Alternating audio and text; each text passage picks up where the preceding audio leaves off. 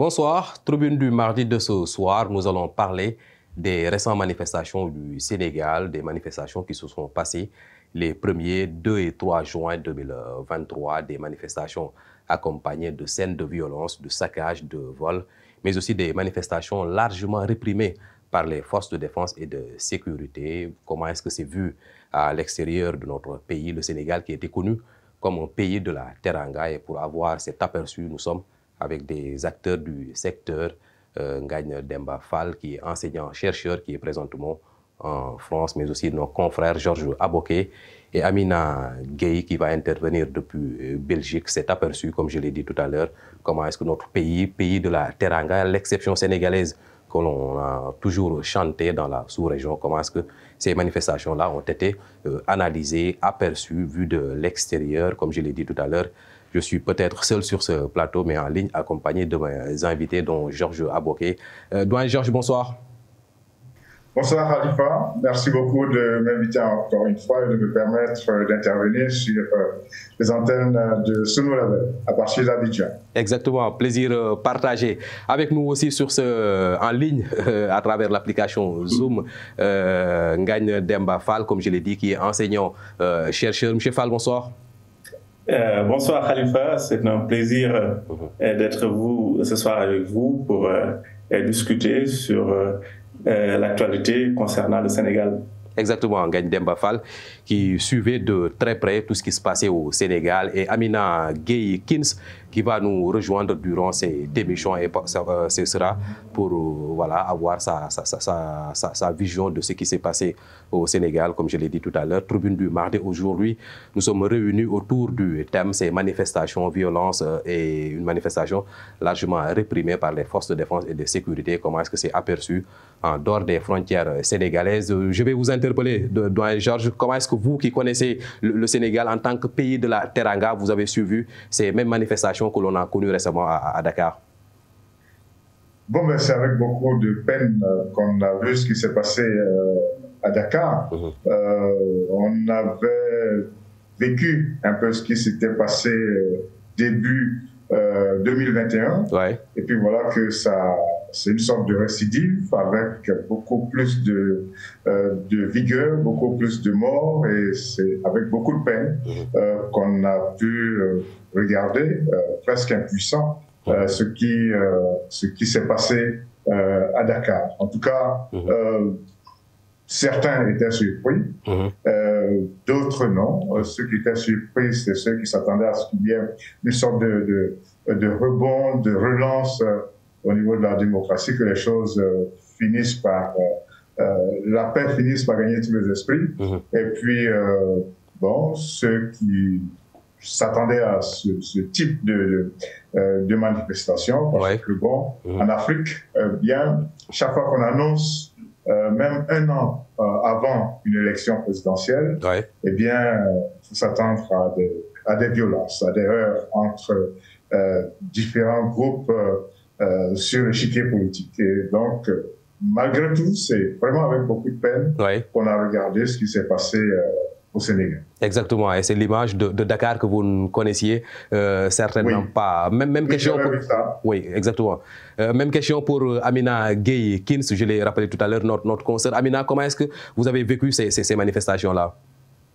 Bon, Khalifa, difficile, hein, difficile, je dirais, très très difficile, parce que souvent quand il se passe des choses comme ça, nous qui sommes à l'étranger, je pense que nous sommes les personnes les plus stressées, et peut-être que Ngagne Demba aussi va confirmer ce que j'ai dit, parce que on a toutes nos vies à Dakar, tu as ta famille, tu as tes amis, tu as tout le monde à Dakar, donc tu te réveilles un bon matin, tu vois qu'il y a des manifestations, 9 morts, 15, 16, après voilà.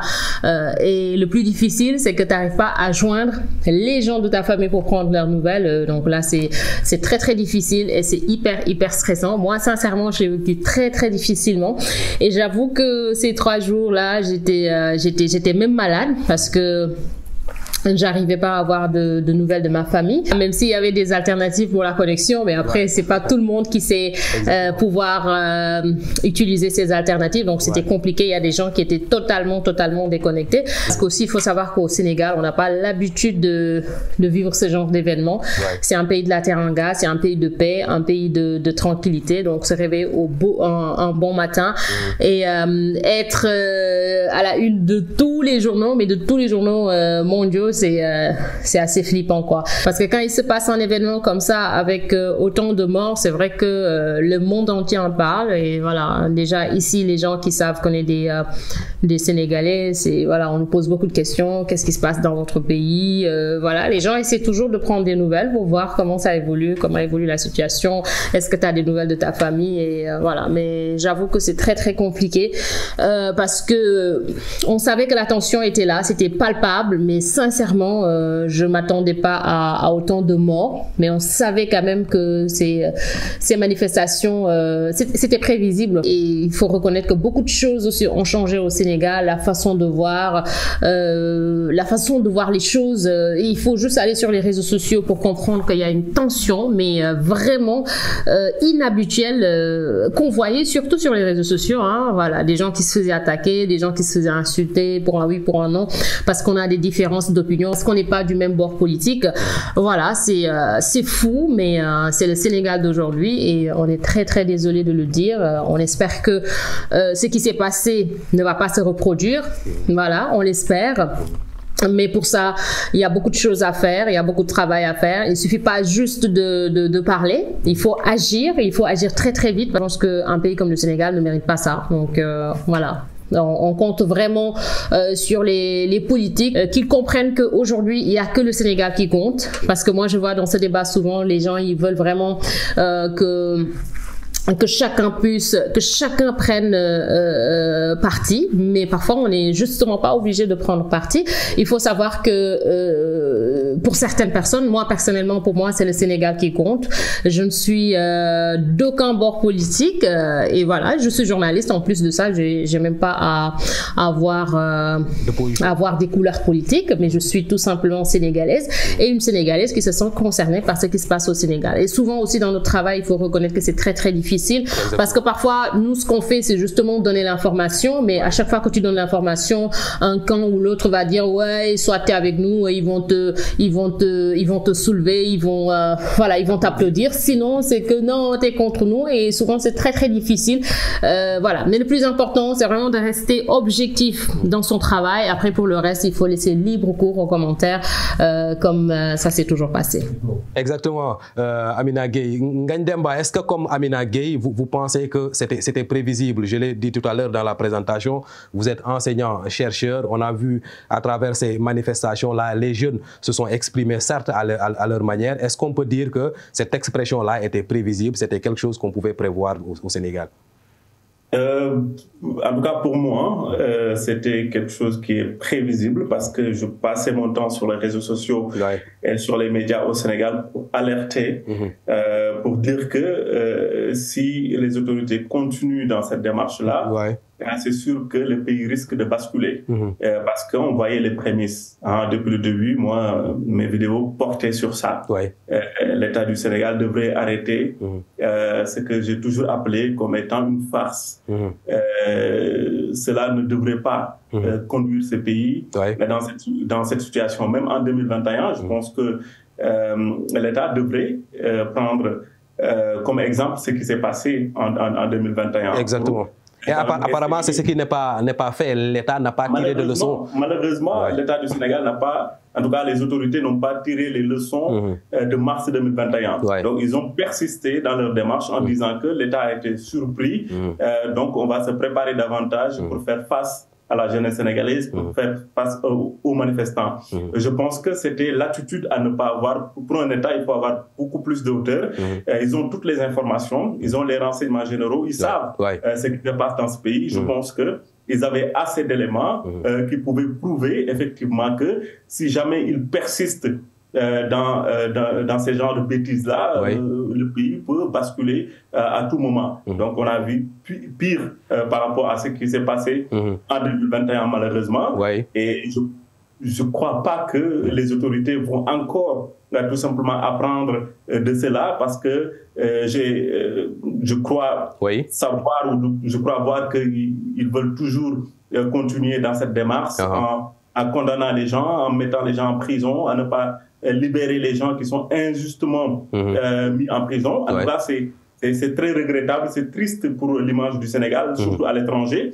Moi, il y a beaucoup de collègues, il y a beaucoup d'amis qui m'ont envoyé des messages, des mails pour me dire mais qu'est-ce qui se passe dans votre pays? Parce que le Sénégal est connu comme un pays stable. Exactement. Et nous allons revenir sur ça, Ngagne Demba Fall. Restons sur le prétexte. C'était en rapport avec le procès Ousmane Sonko à Adji Sarr. Mais quant à l'expression de cette jeunesse-là, cette violence, ces manifestations-là, est-ce que là, c'était la jeunesse sénégalaise que l'on connaissait s'exprimer de cette manière? Est-ce que c'est dicté par le contexte? C'est la goutte d'eau qui a fait déborder le vase? Est-ce que à travers cette expression-là, ces jeunes ont voulu aussi dire au pouvoir public que ça ne marche pas pour nous? Effectivement, je pense qu'en 2021, l'argument que l'État du Sénégal essayait de donner, c'est que c'était une jeunesse fatiguée. Exactement. Avec le coronavirus. On parlait de Covid. Effectivement, avec la Covid-19, c'était compliqué pour les familles. Les gens avaient faim, c'était compliqué avec le confinement. Donc, c'était une jeunesse qui exprimait quand même un mal-être. En tout cas, c'est l'argument qu'ils essayaient de donner. Mais on a vu que le contexte en 2023 n'est pas le même. Exactement. Et que la jeunesse est sortie en masse pour pouvoir tout simplement réclamer plus de démocratie, plus de liberté. Parce que moi, je l'appelle comme ça en fait. Une jeunesse qui a tout simplement soif de démocratie et de liberté, qui veut plus de justice également, parce que ce pays qui est le Sénégal, on voit quand même pas mal de choses qui s'y passent et qu'on ne pense pas que c'est normal, qu'on ne pense pas que ça devrait se passer dans un pays démocratique. À un certain moment donné, les gens vont se rebuffer et ils vont tout simplement avoir des comportements qu'on ne les connaissait pas. Moi, je pense que la jeunesse sénégalaise est une jeunesse comme toutes les jeunesses. On l'a vu en France, avec les Gilets jaunes. On s'est demandé, on s'est posé la question comment les Français pouvaient être aussi violents, tout simplement en manifestant. On l'a vu récemment avec la réforme des retraites. On a vu que Paris a été à un certain moment donné secoué par des manifestations. Donc à un certain moment donné, si les pouvoirs publics ou politiques persistent tout simplement dans leur volonté d'imposer leur façon de faire et leur façon de gouverner aux populations, les gens vont trouver également des moyens de s'exprimer. Et que le seul moyen aujourd'hui, c'est de manifester. Pour certains, c'est de casser. Exactement, et surtout que c'est des jeunes qui ont trouvé une belle manière de s'exprimer. On espère qu'ils ont été entendus. On va revenir à vous, doyen Georges Aboké. Depuis la Côte d'Ivoire, en tant que journaliste, comment est-ce que vous avez vécu cette situation-là? Comme je le disais tout à l'heure, de façon vraiment pénible. Pénible parce que voir un pays africain dans cette situation, en plus, le Sénégal, qui fait partie des rares pays qu'on classe dans la catégorie de ceux qui respectent quelques principes démocratiques, eh bien, ça fait un peu désolation. Cela signifie que les dirigeants africains, parfois, font pas attention. Ils oublient que dans nos pays, on l'a dit, on le redit et on l'annonce que la jeunesse, si elle n'est pas bien prise en compte, constitue une bombe dans le futur. Eh bien, aujourd'hui, cette jeunesse-là, elle est consciente. Elle a pris conscience d'un certain nombre de situations. Les réseaux sociaux sont venus favoriser la communication entre les jeunes et les secteurs de décision. Et il faut prendre en compte cela. Vous pensez que cette manière de s'exprimer pour les jeunes est entendue et comprise par les pouvoirs publics, par l'autorité? Vous savez qu'en général, les gens entrent en violence. Ce n'est pas forcément une justification qui tient, mais les gens, en général, entrent en violence quand ils n'ont plus d'autres moyens d'expression, quand ils ne peuvent pas s'exprimer d'une autre façon, quand ils se sentent oppressés. Et donc, cette jeunesse, je disais, elle constitue 70-75% de la population du pays. Mais il faut en tenir compte. Il faut tenir compte de cette jeunesse. Il faut faut regarder les mutations qui sont opérées au sein de la jeunesse. Il faut se rendre compte qu'elle est devenue consciente, qu'elle suit de très près, contrairement à ce qu'on avait vécu par le passé, qu'elle suit de très près toutes les questions d'ordre économique, politique, social, etc. Et donc, elle s'y intéresse en tout cas. Voilà. Il faut tenir compte donc des réactions que cette jeunesse peut avoir en cas quand on prend un certain nombre de décisions. Et donc, je pense que c'est l'une des premières leçons qu'il faut tirer de ce qui s'est passé. Surtout que ce qui s'est passé cette année est comme un remake de ce qu'on a vu en mars 2021. Exactement. Donc, les autorités, tout le monde, toute la classe sociale, politique, tout le Sénégal doit tenir compte du fait que aujourd'hui, la jeunesse, elle est d'abord plus nombreuse et elle est encore plus consciente qu'auparavant. Donc, il faut faire attention. Alors, c'est exactement cela, doyen Georges Aboké. Si l'on revient à vous, Ngagne Demba Fall, est-ce que finalement, les autorités ont bien compris le message lancé par la jeunesse sénégalaise qui, au-delà du prétexte qui était le verdict du procès Ousmane Sonko, sur la satisfaction de leurs véritables préoccupations? Non, je vais dire non, parce que c'est le président de la République, après 2021, après les événements, avait dit « Je vous ai compris ». C'est la fameuse phrase du président de la République. Exactement, à l'adresse à la nation. Tout à fait. Et moi, j'attendais des actes après, tout juste, d'apaisement, de dialogue, de concorde et des propositions concrètes par rapport au vrai problème, parce qu'il y avait un problème. Et la jeunesse voulait exprimer quelque chose, en fait. Et moi, je pense que face à des autorités conscientes, il fallait tout simplement essayer de comprendre tout cela, de dire que c'est une jeunesse qui réclame quelque chose, en fait. Et que cette chose-là, il faudra essayer de voir comment on peut apporter des réponses adéquates par rapport à la demande sociale. Je pense que ça, les autorités ne voulaient pas, semble-t-il, le comprendre. Et ils ont, comme je l'ai dit tout à l'heure, au lieu d'apporter plus de réponses, ils ont voulu tout simplement se barricader.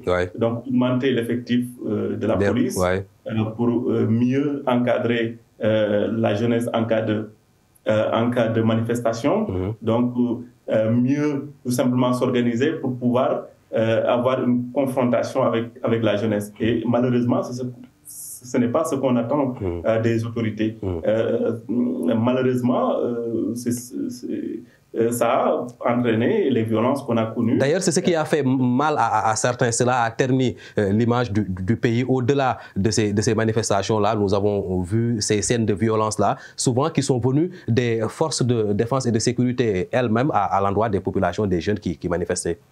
Oui, mais même au-delà, au-delà, on a vu ce qu'on appelait des nervis. Exactement. Aujourd'hui, le monde entier a su ce qui s'est passé à Dakar. On a vu plusieurs médias étrangers faire des reportages, des enquêtes sur ce qui s'est passé à Dakar. Effectivement, on a identifié des gens armés qui n'appartenaient pas à la police et qui étaient armés face quand même aux manifestants. Je pense que ça, c'est extrêmement grave. L'État du Sénégal a essayé tout simplement donc de masquer cela, mais malheureusement c'est peine perdue parce que aujourd'hui avec les réseaux sociaux, avec l'éclatement de la communication, tout se sait, les gens ont pu prendre des vidéos et que aujourd'hui le monde entier a su ce qui s'est passé à Dakar. Et malheureusement ça a écorné l'image du Sénégal à l'international. Donc on a vu tout simplement quelque chose qu'on n'a jamais vu au Sénégal. Si c'était que les manifestants contre les forces de l'ordre, on aurait pu comprendre parce qu'eux, ils sont formés pour le maintien de l'ordre. Je donne l'exemple toujours des Gilets jaunes. On a vu ce qui s'est passé en France. Pendant des mois et des mois de manifestations, aucun manifestant... Ils ont été encadrés, contenus par les forces de défense. Aucun manifestant n'a été tué par balle. Donc, comment se fait qu'en Afrique, à chaque fois qu'on parle de manifestation, il faut qu'il y ait mort d'homme? Je pense qu'il faudra arrêter à un certain moment donné. Ils sont formés et payés pour maintenir l'ordre, mais non pas pour tuer les manifestants. Parce que le droit de manifestation est un droit constitutionnel. Georges le disait tout à l'heure, à un certain moment donné, si vous contenez les populations et que vous ne leur permettez pas d'exprimer leur mécontentement, à un certain moment donné, ça va exploser. Et c'est ce qui s'est passé au Sénégal. On a vu plusieurs fois, quand l'opposition a voulu manifester, l'État du Sénégal a réprimé. Donc, à un certain moment donné, les gens vont dire on va plus se laisser faire. On va utiliser la violence parce qu'ils ont, eux, la violence légitime. Mais ils n'ont pas le droit de l'exercer n'importe comment. Exactement. Et c'est ce qui s'est passé aujourd'hui au Sénégal. C'est une confrontation quand même assez violente entre les manifestants et les forces de l'ordre. Et il y a un autre segment qui s'est ajouté, ce sont les nervis. Vous avez vu ce qui se passe au niveau des réseaux sociaux. Et ce sont les prémices tout simplement d'une guerre civile qu'on ne souhaite pas. Exactement. Et sur ces nervis-là, si l'on y reste, est-ce qu'il n'y avait pas des prémissements de ces nervis? Si l'on constate qu'au Sénégal, quasiment les leaders d'opinion, les leaders politiques, les leaders religieux ont toujours des gardes rapprochés qui ressemblent à ces nervis-là. Est-ce que là aussi, ce n'est pas quelque chose qu'on n'a pas soigné qui est venu tomber dessus? C'est pas normal parce que garde rapprochée, c'est quelque chose qui est encadré par la loi. Donc, dans tous les pays, vous allez voir des gardes rapprochés. En France, si vous venez, il y a des sociétés de sécurité qui forment des gens pour faire ce travail-là. C'est un métier qui est encadré, qui est normé. Mais ce qui n'est pas admis ou admissible dans un pays, ce sont les milices armées. Ça, on ne peut pas l'accepter dans un pays. Et que dans un pays surtout qu'on les voit à côté des forces de défense et de sécurité. Pas normal. Aujourd'hui, c'est malheureux de voir aux côtés des forces de sécurité qu'on voit des gens qui ne sont pas des policiers, qui sont armés et qui font pire que les policiers. On a vu des gens qui sont attaqués, qui sont réprimandés. Ça, c'est extrêmement grave. Et peut-être on va y revenir, mais ça ressemble à ce qu'on appelle crime contre l'humanité. Exactement. Avec ces plaintes-là annoncées à la CPI par l'opposition sénégalaise, les organisations de société civile qui annoncent des poursuites pour les autorités sénégalaises. Amina Gueye est toujours avec nous. Amina, vous, en tant que journaliste, comment est-ce que vous avez suivi le traitement fait par la presse de ces manifestations-là? Bon, Khalifa, tu me poses une question très très difficile parce qu'il faut savoir que c'est souvent assez compliqué de parler de sa corporation, même si on est tous d'accord que voilà, il y a beaucoup de choses à refaire, il y a beaucoup de choses à parfaire, il ne faudrait pas qu'on se mente aussi. Ce que je sais, c'est que dans cette histoire politique-là, la presse s'est beaucoup révélée, mais pas vraiment du bon côté, parce que quand même, ce qu'on attend des journalistes, c'est pas vraiment prendre parti, ni pour le pouvoir d'ailleurs, ni pour l'opposition. Donc, le journaliste, son rôle, c'est justement de donner l'information, mais se limiter à donner l'information, parce que quand même, il ne faut pas oublier que nous sommes le 4e pouvoir, nous avons un rôle important, nous avons un rôle déterminant vraiment dans le fonctionnement de la société. Donc, aujourd'hui, l'information est très manipulée. Ça dépend justement de ton camp politique. Voilà, on voit aujourd'hui des journalistes qui s'affichent vraiment soit du côté de l'opposition, soit du côté du pouvoir. Et à la fin, c'est difficile de garder sa neutralité ou même son objectivité pour dire clair. Le journaliste, il doit justement donner l'information. Donner l'information et s'en arrêter aux faits. Maintenant, laisser le jugement à la société, voilà, leur fournir juste l'information et leur donner la liberté ou la possibilité même de dire ce qu'ils pensent, d'analyser et puis de voir comment ils vont exploiter cette information. Mais si les journalistes sont colorés politiquement, après ça fausse le jeu, ça devient très compliqué parce qu'on a des journalistes de tel, des journalistes de tel, voilà. Tout le monde a sa petite bande. À sa petite bande, c'est très compliqué. J'avoue que parfois, vu de loin, parfois je suis perdue. Je suis perdue, sincèrement, je suis perdue. Moi, je pense que il y a des choses qu'il faut défendre, mais pour un journaliste aussi, il y a une façon de s'engager. Il y a une façon de s'engager. On s'engage justement dans le traitement de l'information. Voilà, on peut faire le choix de montrer les informations qu'on souhaite divulguer, mais justement, il y a une façon de le faire. Mais le journaliste, son rôle n'est pas de porter l'habit d'un parti politique. Et aujourd'hui, c'est ça le problème. On a des journalistes de tel ou tel parti et ça change tout. Parfois, tu invites un politicien, il vient sur le plateau, il y a un journaliste qui est sur le plateau, mais tu as l'impression que le journaliste, soit il est de l'opposition ou soit il est du pouvoir. Parce que souvent, voilà, c'est des gens qui ne mettent plus de gants. Autant peut-être les gens, ils pouvaient avoir même des colorations politiques, mais ils mettaient des gants dans ce qu'ils faisaient. Mais aujourd'hui, c'est plus le cas. C'est-à-dire, je suis avec le parti de Khalifa, je m'en cache pas, je m'affiche clairement. Mais ça, vraiment, ça a biaisé aujourd'hui le rôle du journaliste. Exactement. Amina Gueye, Doyen Georges, comme Amina l'a dit, beaucoup de manquements ont été reprochés à la presse sénégalaise dans le traitement que ces manifestations-là, ils n'ont pas montré tout ce qui s'est passé dans le pays. Vous avez fait ce constat-là? Montrer tout ce qui s'est passé, moi je pense qu'on a tout vu. Hein. C'est vrai qu'aujourd'hui, quand on veut s'informer sur des événements, on ne se contente pas de ce qu'on voit, de ce qu'on entend et de ce qu'on lit seulement sur les médias, dans les médias classiques. Aujourd'hui, on va au fond avec des fois des correspondances particulières, des contacts particuliers avec des amis, des confrères. On va aussi sur les réseaux sociaux et puis on voit un certain nombre de réalités.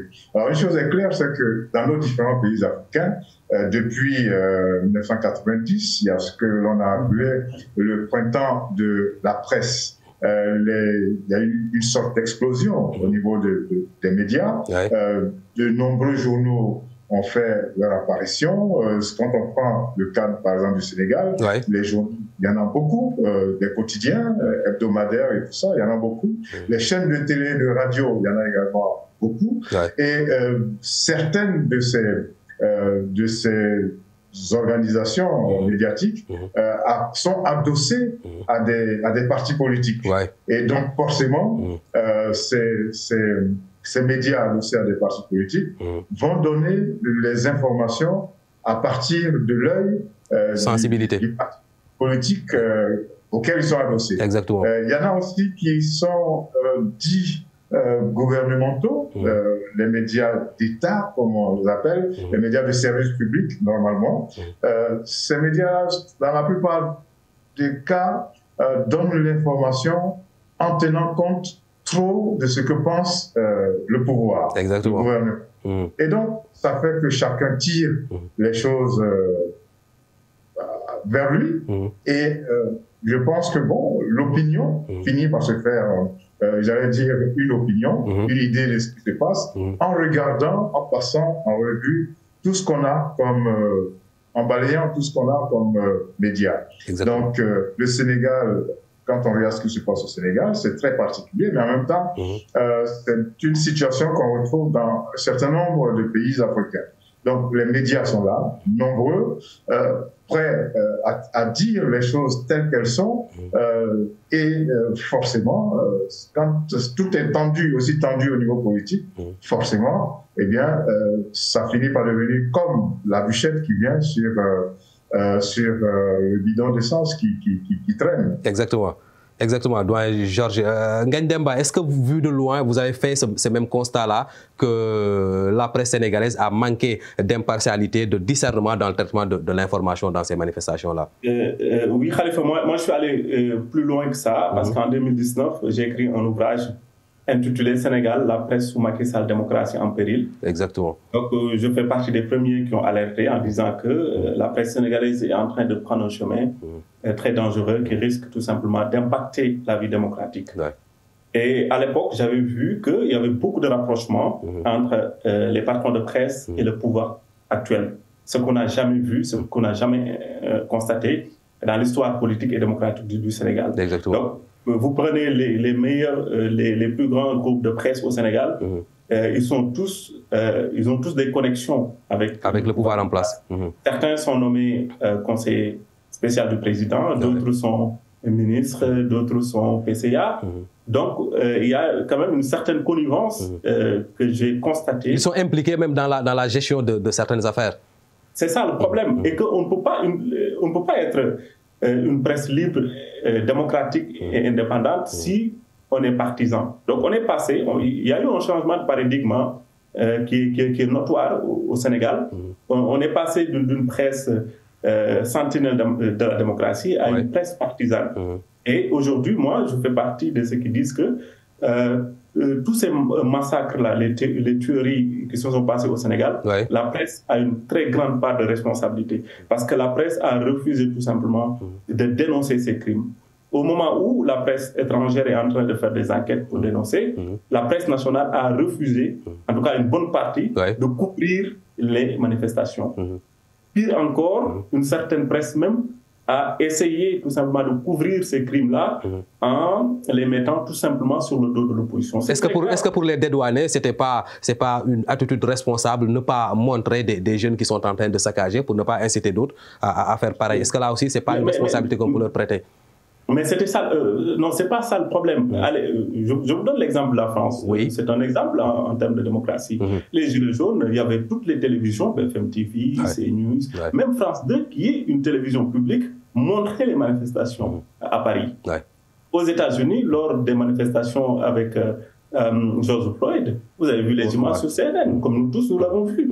Donc, attention, la guerre en Ukraine, tous les jours, on nous montre des morts, des gens qui sont tués, des bombes qui explosent. Donc, c'est pas ça le problème. C'est la réalité sur le terrain, exactement. C'est ça. Le rôle du journaliste, c'est de montrer. Maintenant, la différence entre le journaliste et les gens qui sont au niveau des réseaux sociaux, c'est que le journaliste a la capacité, tout simplement, de recouper, de traiter et de donner de manière très professionnelle l'information. Alors que sur les réseaux sociaux, n'importe qui donne n'importe quelle information et que les fake news vont tout simplement se propager facilement. Et les journalistes au Sénégal ont laissé maintenant la place aux réseaux sociaux, et ce qui a fait qu'aujourd'hui, on a vu beaucoup de fake news et que ces gens-là ont pris la place des journalistes qui ont refusé de faire leur travail. Parce que l'information est un droit. Ce que vous êtes en train de faire, c'est un droit constitutionnel. Exactement. Les populations ont le droit de savoir. Et que ce que certains journalistes ne savent pas, si vous êtes journaliste, vous avez l'obligation même de donner l'information. Parce que vous faites du service public. Même si vous êtes dans le privé, vous n'avez pas le droit de faire n'importe quoi. Donc, même si vous êtes du service du privé et que vous soutenez un parti politique, peu importe, vous avez le droit tout simplement de donner l'information parce que vous avez signé dans votre cahier de charge l'obligation de donner une information juste et vraie. Exactement, vous l'avez dit.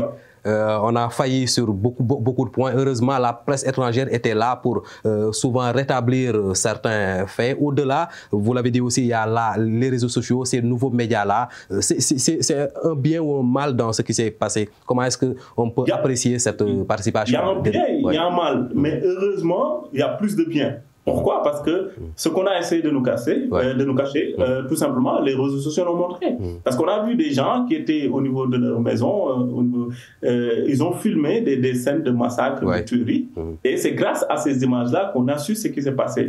Autrement, nous qui sommes obligeant même certaines autorités à sortir et donner des explications. On n'allait pas savoir, tout simplement. C'est pourquoi en 2023, on ne peut plus masquer ces genres de crimes. Donc, dans les années 90, dans les années 80, c'était possible. Un dictateur pouvait à N'Djamena faire n'importe quoi, au Niger faire n'importe quoi. Mais aujourd'hui, tout se sait. Vous ne pouvez pas commettre ces genres de crimes-là sans que les populations puissent en avoir les vraies informations. Donc, aujourd'hui, je pense qu'on a failli à ce niveau-là et que, heureusement, il y a les réseaux sociaux. Parce que s'il n'y avait pas les réseaux sociaux, effectivement, on ne saurait rien de ce qui s'est passé à Dakar. Exactement. Et surtout malgré toutes les restrictions pour empêcher une certaine population d'usager. Surtout également la presse en ligne qui a joué un rôle important parce qu'ils ont couvert les manifestations également à temps réel. Exactement. Ngagne Demba Fall. Doyen Georges, vous l'avez dit, est-ce que l'image du Sénégal a été touchée avec ces manifestations-là? Forcément, forcément. Et aujourd'hui, on se pose des questions. Qu'est-ce qui va se passer? Il y a un gros point d'interrogation. Donc, forcément, on est, comme je l'avais dit tantôt, on est d'abord peiné de savoir que ces événements-là ont eu lieu au Sénégal, l'un des pays en matière de démocratie en Afrique, l'un des pays qui pays de cohésion sociale, de teranga surtout. Alors, moi, je trouve que les médias, de façon générale, ils ont fait leur travail. Moi, je pense que les médias ont fait leur travail.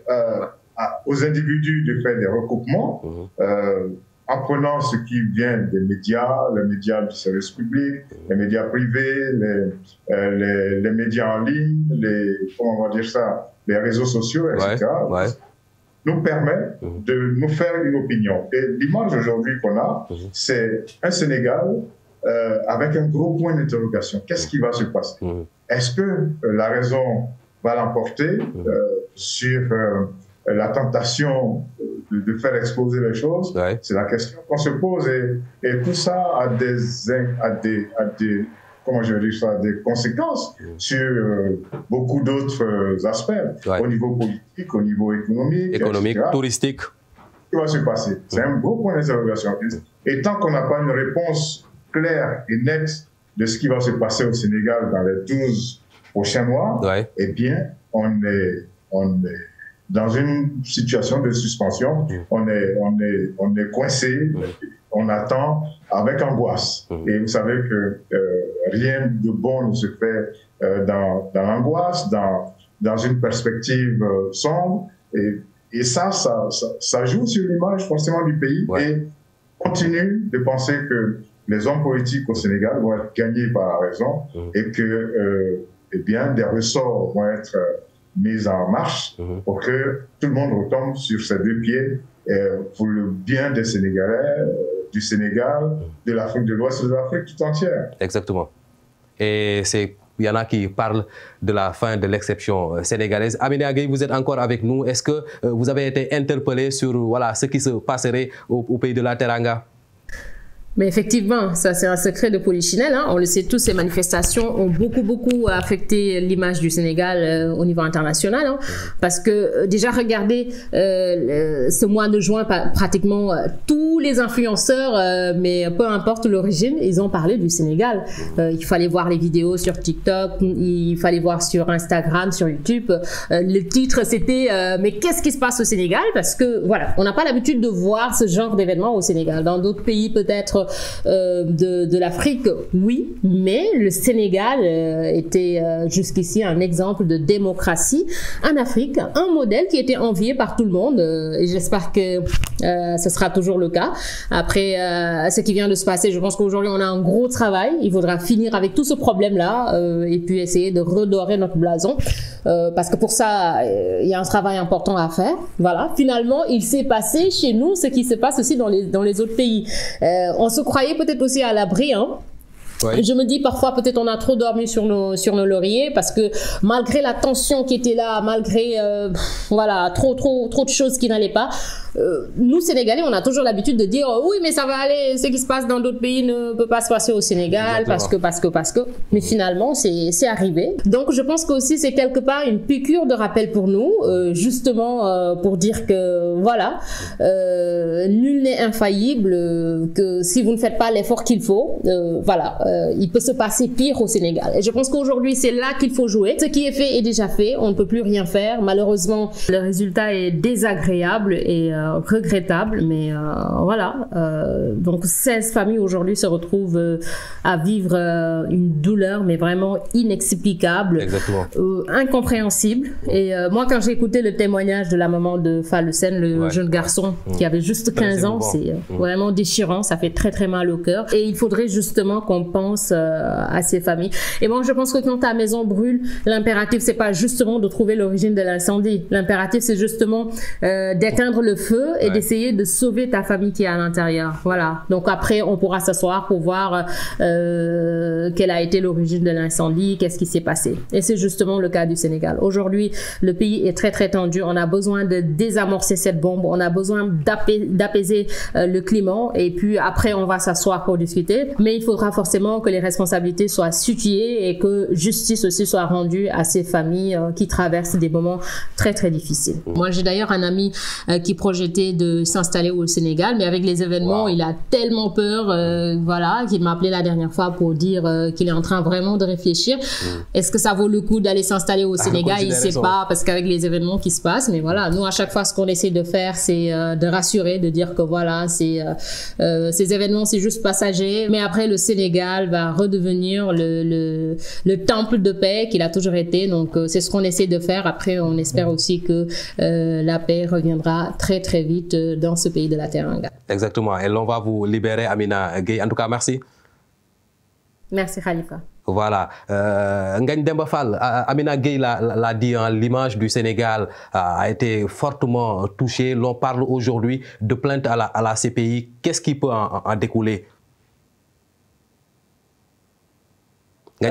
Oui. L'image du Sénégal est cornée à l'international. Aujourd'hui, on a vu les communiqués de toutes les organisations internationales qui ont quand même qui ont regretté ce qui s'est passé au Sénégal avec les morts, ce qu'on n'avait pas l'habitude de voir au Sénégal, parce que quand même on a eu deux alternances démocratiques en 2000 et en 2012 qui se sont très bien passées. En 2000, Abdou Diouf a félicité Abdoulaye Wade. En 2012, Abdoulaye Wade a félicité Macky Sall. Donc, quand même, on était sur une bonne pente démocratique. Et normalement, on devrait continuer en ce sens-là. Mais malheureusement, donc, cette pente-là s'est régressée et on s'est retrouvé dans une situation très compliquée où on est en train de voir où cela va nous mener. Et qu'aujourd'hui, l'avenir est très sombre parce qu'il y a l'histoire de la troisième candidature de Macky Sall qui risque encore d'être un gros problème. Est-ce que Ousmane Sonko sera candidat ou pas? Donc il y a aujourd'hui énormément de problèmes. Beaucoup d'incertitudes en tout cas. Et voilà, et on ne sait pas qu'est-ce que ça va donner. Donc c'est sûr qu'aujourd'hui, ce qu'on appelait à l'époque l'exception sénégalaise, moi je pense qu'on l'a perdu parce que les scènes que le monde entier a vues à Dakar et un peu partout à travers le Sénégal montrent que le Sénégal n'est pas forcément un pays sûr comme on avait l'habitude de le dire.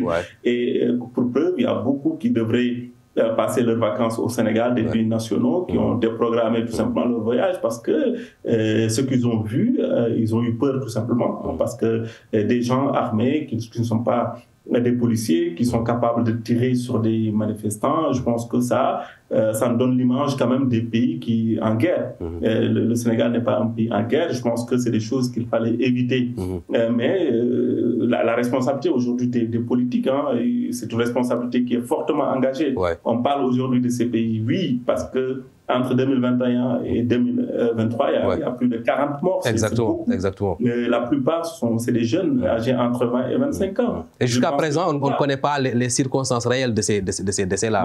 Et ça a incombé au gouvernement du Sénégal. Parce que, rappelez-vous, en 2021, le ministre de l'Intérieur avait dit qu'une enquête sera faite pour éclairer tous ces personnes-là. Aujourd'hui, c'est le procureur qui tient le même discours. Voilà, jusqu'à présent, il n'y a absolument rien. Aujourd'hui, il y a des rapports au niveau des Nations Unies, au niveau de Amnesty International qui interpellent le Sénégal sur ces morts-là. Mais jusqu'à présent, rien n'est fait. Donc, cela montre tout à fait que le Sénégal, en tout cas l'État du Sénégal, ne veut pas mettre la lumière sur ça. Et que demain, effectivement, c'est la Cour pénale internationale qui va entrer en jeu. Aujourd'hui, on voit des avocats comme Juan Branco. Qu'il s'agit de quelqu'un qui a été assistant du procureur de la Cour pénale internationale, qui est un avocat de renom en France, qui est respecté, qui est très médiatique, mais controversé aussi, qui connaît Juan Branco, c'est qu'il va aller jusqu'au bout. À un certain moment donné, en 2029, il avait porté plainte au niveau de la Cour pénale internationale, l'Union européenne qui est constituée de plusieurs pays. Il y en a qui disent aussi qu'ils ont agité ce dossier juste pour activer les autorités en place avec les organisations, mais ils ne risquent pas d'aller jusqu'au bout. Non, mais il faut qu'il y ait une enquête. Et en tout cas, il faut qu'il y ait une enquête. Ça dépend, en Afrique. Au-delà des autopsies que l'on voit à chaque décès. C'est ça, il faut qu'il y ait une enquête parce qu'on ne peut pas avoir 40 morts dans nos pays et qu'il n'y ait pas d'enquête. À un certain moment donné, pour que tout simplement ce genre de choses ne se reproduisent pas, ne se répètent pas, il faut qu'il y ait des sanctions. Et que pour qu'il y ait des sanctions, il faut tout simplement qu'il y ait des enquêtes. C'est seulement les enquêtes qui pourront tout simplement révéler les coupables. Il y a certains, en tout cas, des gens ont tué. C'est qui, pour le moment, on ne sait pas. Et c'est à travers des enquêtes qu'on fera. Si ce n'est pas nos tribunaux au niveau national, ça sera tout simplement des tribunaux au niveau international qui vont apporter la lumière sur tout cela. Parce que c'est seulement à ce niveau-là qu'on pourra avancer. Sinon, dans 2 ans, 3 ans, dans 10 ans, on va retomber sur les mêmes travers et qu'on n'avancera pas. Exactement. Et l'on va revenir avec vous pour voir si le dialogue national appelé par le chef de l'État Macky Sall, au-delà de la CPI qui est agitée pour régler cette impasse-là qui est en train de vivre les populations sénégalaises. Alors, doyen Georges, vous qui avez voyagé partout, quasiment en Afrique, est-ce que dans un pays où l'on parle de ces pays, quelles seraient les conséquences sur tous les secteurs de la vie de ce pays-là? Moi, d'abord, en tant qu'Africain, j'ai beaucoup de peine de voir qu'on saute toutes les juridictions, d'abord au plan national, ensuite au plan sous-régional, au plan africain, pour aller à la CPI. La CPI, d'ailleurs, qui a montré par moments qu'elle n'était pas du tout crédible. Ouais. Donc, la CPI, pour moi, c'est pas forcément la solution. La CPI, moi, j'ai pas encore vu la CPI juger des cas de, à moins que je me trompe, des cas de dirigeants politiques en fonction. On attend toujours que les individus ne soient plus en fonction pour les juger. Donc, la CPI... on a vu cela avec Charles Blé Goudé, avec l'ancien président ivoirien. C'est un organe qui ne fait pas du tout l'unanimité. Exactement. Actuellement, la CPI a décidé de pousser le président russe. Qu'est-ce que ça va donner, le président? Il se déplace comme il veut et il n'a aucune crainte de la CPI. Les États-Unis l'ont dit, la CPI, ça ne les intéresse pas du tout. Donc, la CPI n'est pour moi pas l'organe qu'il faut pour régler ce genre de situation. Malheureusement, au niveau national, local, la justice, là également, il y a une grosse suspicion sur la justice, sur les organes de justice au plan national. Quand on va au niveau régional, les cours de justice que la CEDEAO a pu installer, aucun pays ne respecte les décisions de ces cours de justice-là. Et pourtant, ce sont nos dirigeants, nos chefs d'État qui ont mis en place ces organes, ces juridictions. Quand on monte au niveau africain, c'est la même chose. On a la Cour africaine de justice et des droits des peuples qui rend des fois des jugements, mais les décisions qui sont annoncées ne sont aucunement mises en application. Et donc, nous avons nos chefs d'État qui mettent en place des juridictions et ils sont eux-mêmes les premiers à ne leur accorder aucune importance. Exactement. Donc, on continue de se poser des questions et on continue quand même de croire. Je ne suis pas désespéré comme notre ami tout à l'heure. L'image du Sénégal est certes bien écornée, mais il y a encore une marge, une possibilité de faire en sorte que la raison gagne tout le monde. Exactement. Et la raison... Et on verra si le dialogue peut réinstaller ce climat d'assurance pour notre pays, le Sénégal. Oui. Il faut dire aussi, Khalifa, il faut dire aussi que des fois, ces conférences, c'est ce qu'on appelle le dialogue national, des fois, c'est juste pour gagner du temps. Le Sénégal a eu le temps. Des manœuvres politiques. Depuis 2021, de se charger de... comment je vais dire ça, d'un certain nombre d'instruments pour pouvoir amortir ce genre de choses. Malheureusement, ça n'a pas eu lieu. Est-ce que ce dialogue politique est annoncé, qu'est-ce qu'il va donner? S'il donne il donne des recommandations qui ne font pas plaisir au président Macky Sall, comment ces recommandations vont-elles être exécutées, appliquées? Donc, on continue de faire confiance quand même au Sénégal. On espère que le Sénégal va trouver le ressort pour faire la paix et aborder les 12 mois qui arrivent là avec...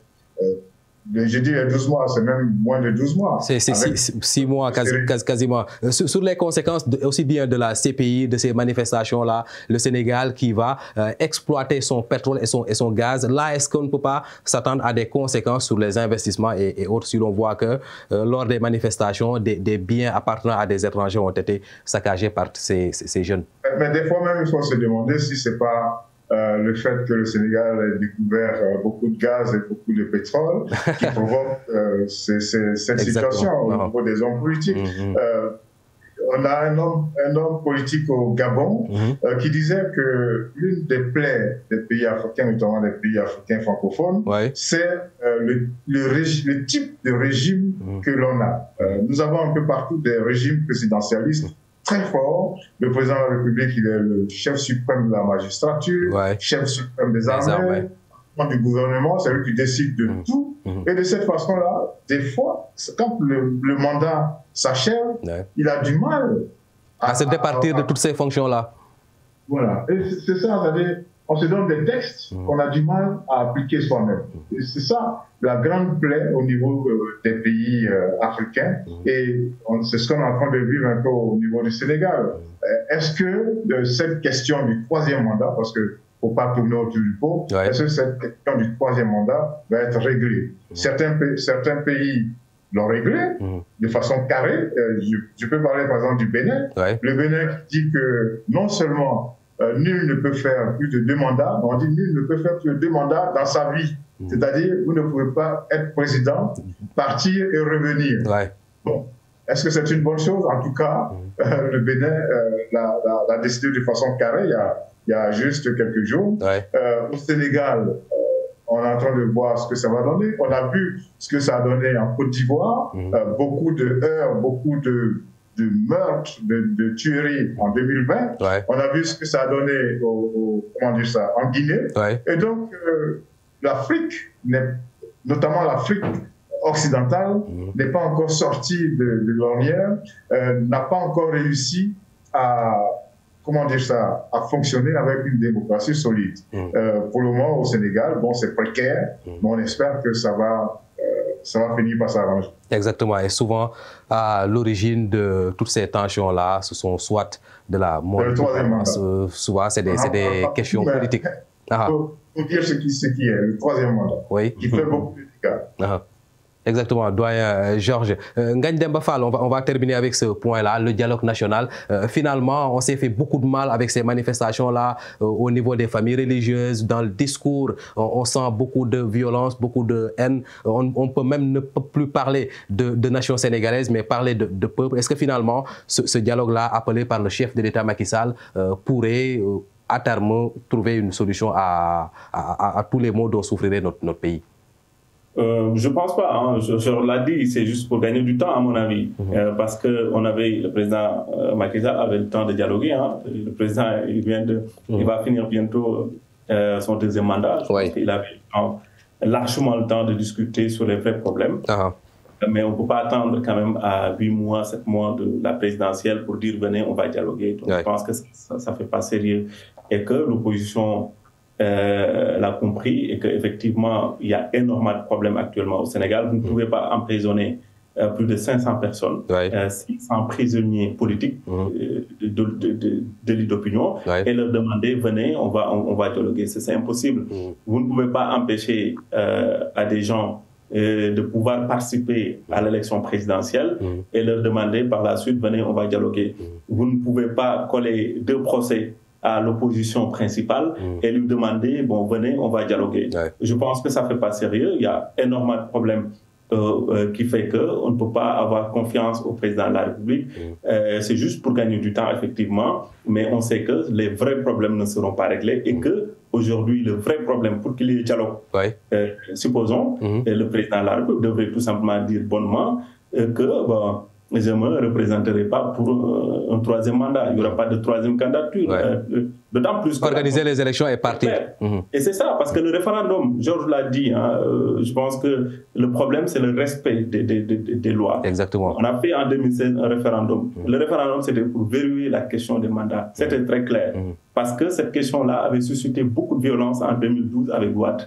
Lui-même, le président de la République, faisait partie des gens qui disaient qu'il ne doit pas avoir de 3e mandat. Exactement. Donc lui, il faisait partie des gens qui, tout simplement, se braquaient pour qu'il n'y ait pas de 3e candidature. Et que ce même président-là, élu sur la base de promesses démocratiques, c'est ce même président qui vient tout simplement bafouer la Constitution. Je pense que à un certain moment donné, il faut qu'on se respecte, il faut que nos hommes politiques également respectent les populations et ne pas tout simplement aller dans certains travers. En tout cas, la jeunesse est au début et à la fin de tout cela. Est-ce que là aussi on peut espérer de meilleurs comportements de la part de la jeunesse en plus des politiques si tout allait bien, par exemple, si, comme vous l'avez dit, le président Macky Sall arrivait à ne pas déclarer une 3e candidature, on peut avoir confiance à la jeunesse sénégalaise malgré tout ce qui s'est passé? pour terminer. Bon, c'est le nœud du problème. Aujourd'hui, le nœud du problème, c'est des questions de liberté, c'est des questions démocratiques. Aujourd'hui, si tous ces problèmes-là sont réglés, c'est sûr qu'il y aura un apaisement et que les gens vont aller voter pour le candidat qu'ils souhaitent élire, tout simplement. Je pense que c'est une démocratie. Le Sénégal a une culture quand même, une très longue culture démocratique. Donc, c'est 50 ans, 60 ans de lutte démocratique. Aujourd'hui, normalement, on devrait dépasser ces genres de questions-là. Aujourd'hui, il y a une jeunesse très consciente qui comprennent très bien, cette jeunesse-là comprend très bien les enjeux actuels. Donc, on ne peut pas les berner. Il faudra leur tenir un langage de vérité et essayer tout simplement de jouer carte sur table sur les vrais enjeux et ne pas essayer de les manipuler ou passer outre pour pouvoir tout simplement se représenter. De toute façon, ça ne passera pas et que si demain, le Sénégal devrait encore rebasculer dans d'autres violences, ça sera sur cette question, ça c'est sûr. Exactement. Et surtout, vous l'avez dit, répondre à toutes ces aspirations des jeunesses sénégalaises, africaines. Dernière intervention, Doyen Georges, quelle serait la solution finalement pour une sorte de crise? Ben, la solution, c'est d'appliquer les textes. C'est tout simplement... Bon, on ne comprend pas comment quelque chose d'aussi simple peut devenir aussi complexe. C'est-à-dire appliquer les textes. Il faut appliquer les textes, c'est tout. Barack Obama disait qu'on n'avait pas besoin d'hommes forts, mais d'institutions fortes. Finalement, c'est le contraire. On a besoin d'hommes politiques responsables en Afrique. On a besoin d'hommes politiques au leadership avéré, c'est-à-dire d'hommes politiques qui voient l'intérêt général véritablement et qui décident d'appliquer les textes. Mais ce que moi je voudrais dire, c'est que les gars, vraiment, je le souhaite. Je souhaite que les choses rentrent rapidement dans l'ordre pour que la sérénité gagne le pays et pour que cette manne pétrolière et gazière qui est annoncée fasse du bien au peuple sénégalais. Mais moi, je me pose, c'est-à-dire cette crise qui est politique, politique, faut pas la voir comme la seule crise. Il y a les problèmes économiques dont on ne parle pas beaucoup. Cette jeunesse dont on parle tout à l'heure, je disais que ça fait 75% du volume de la population d'un pays. Qu'on soit au Sénégal, en Côte d'Ivoire, un peu partout, c'est à peu près la même chose. Au Nigeria, c'est à peu près la même chose. Donc, on annonce que l'Afrique, c'est le continent du futur. D'accord? Mais dans ce futur-là, il faut positionner les jeunes. Vous voyez ce qui se passe au Mali, au Niger, au Burkina Faso, etc. On parle de terrorisme. Mais comment un tel fléau peut gangréner toute une région? Mais c'est simplement parce que la jeunesse est désœuvrée et donc facilement, on peut l'amener à commettre... Facile à endoctriner en tout cas. Voilà, donc il faut régler les problèmes politiques, mais aussi il faut penser à régler les problèmes économiques. Exactement.